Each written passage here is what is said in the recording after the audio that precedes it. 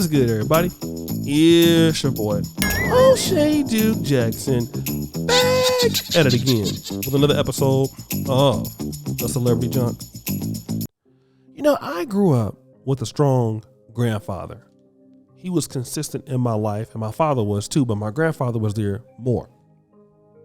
And what he lacked for him in education, as far as academic excellence was concerned, because he only went to the third grade, he made it up in life experience. He had a PhD in life. And just like many old folks from the South at that time in Midwest, he had a saying, and it went something like this: the apple don't fall far from the tree. Another saying from the South was, if you play with a puppy, he'll look you in the mouth. I never really understood what those things meant until I got a little bit older. And then I realized that who you are is very associated with what you hang around, who you hang around. And other people can ruin your life just by the mere fact that you know and hang around them, basically because they're into the wrong thing. Now, I'm going to use it as a basis for today's argument. Today, we're talking about PNB Rock. Our brother was killed 3 weeks ago, all for the sake of Pookie and Ray Rayism. A 17-year-old was the shooter, and then the brother that killed him, or that orchestrated the hit, last name is Trone. Okay?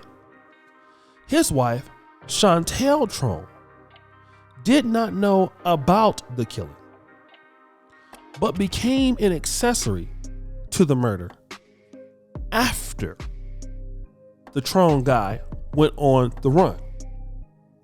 She then was also arrested also. And I want to talk about this particular clip of her in Compton crying. I want to play that, and then we'll come back and talk about it. Also in custody, Freddie Trone's 38-year-old wife, Chantel, who choked back tears during her arraignment in Compton. Police have not said her involvement, but she pled not guilty to charges of being an accessory after the fact.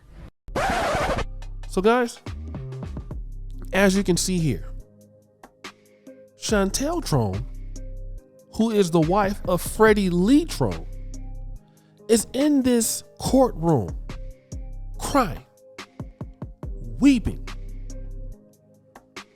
What is she crying about? I can tell you what she's crying about. She knows that her life is over.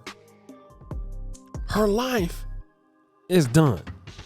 And let me tell you something else. She's going to snitch. She's going to turn state evidence on the husband and her son. If that's her son or stepson, I don't know which one it is. But now, how did we get here in the first place? And I want my content to somehow have some value. And we're going to go back to the old drawing board of the South, of the Great Migration, the things that our parents and grandparents taught us. And sometimes we can forget about that. And that is, what are you doing? Married in a relationship to a man who thinks like that.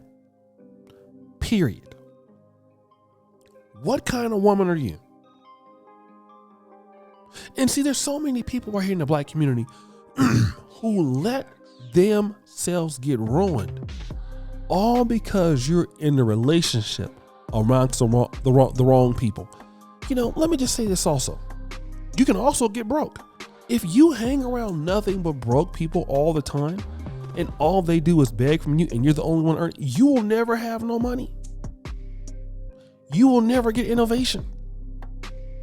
And if you hang around idiots who all they do is ruin people's lives, they're going to ruin yours because they already don't care about their life. Freddie Lee Trone didn't care about his life. He damn sure didn't care about his son's life. So obviously you're next. Then now you want to start crying about it. Now all of a sudden you feel bad. all of a sudden you have this. Now listen, once the murder was done and they went on the run, you made a choice. The choice was to be implicated. You wanted to support the Pookies and the Ray Rays, didn't you? Even though the Pookie was your husband and your son. Now you're crying. Don't cry now. Accept it. Accept it. Accept it for what it is. Because you knew what you were doing when you were doing it. And if that's the case, if you want to say you made a bad decision, how do you get around that Freddie Lee Trone is a career criminal? From what I understand. A career criminal. How did you even get him in the first place? See, now we're going down the drawing board because she's going to try to act like, oh, you know, I was distressed. You know, I fought for my life. I was scared. No. You been knew that. You been knew that he wasn't nothing. You been know that he was crazy. Okay? This dude been going to jail for a long time. I'm looking at something right now. He has a case back in 2009. Possession of, here we have Freddie Trone, appeals from a judgment entered after a jury trial in which he was convicted of possession of a count by firearm, the unlawful possession of ammunition.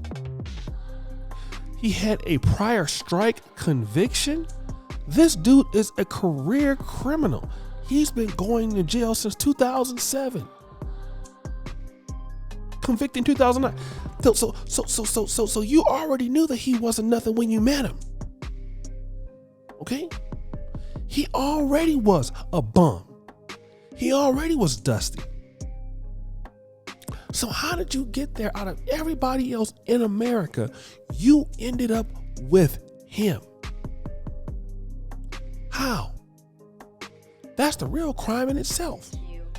Because let me say this real quick. It's one thing to be a criminal, but it's another thing to change. Okay? So I'm not gonna be out here acting like, you know, I hate all the Pookies and Ray Rays out there, because you know what? There are brothers out there who have made mistakes and they are now even doing better than me. I salute you, black men out there. I got nothing but love for you. But now it's messed up to stay that way. And as a man, you influence a 17-year-old, your son, to do that? You have a wife? You put your wife in position so that she can lose everything, her freedom? Your son losing his freedom, you losing your freedom? And everything around you is destroyed? This is what happens when you let idiots be in your life, guys. They will destroy everything that you got going, everything that you got popping, everything that you're doing. They're going to destroy it. But it's up to you to say that person doesn't need to be around me based on how they move, based on how they think. That person cannot be my friend based on who I am, based on who they are. That person needs to live on that side of the city and I live on this side of the city. What does the Bible tell you to do? Separate yourself. And if you don't do that, you're going to be in a lot of trouble. Everybody can't be your friend. Everybody can't be cool with you. Everybody can't be around you. Separate yourself, or you end up crying like her. But guys, what do you think? It's your boy, O'Shea Duke Jackson, back at it again. Another episode, Celebrity Drunk. Appreciate you for all that you do. Subscribe, hit the bell. I'm out.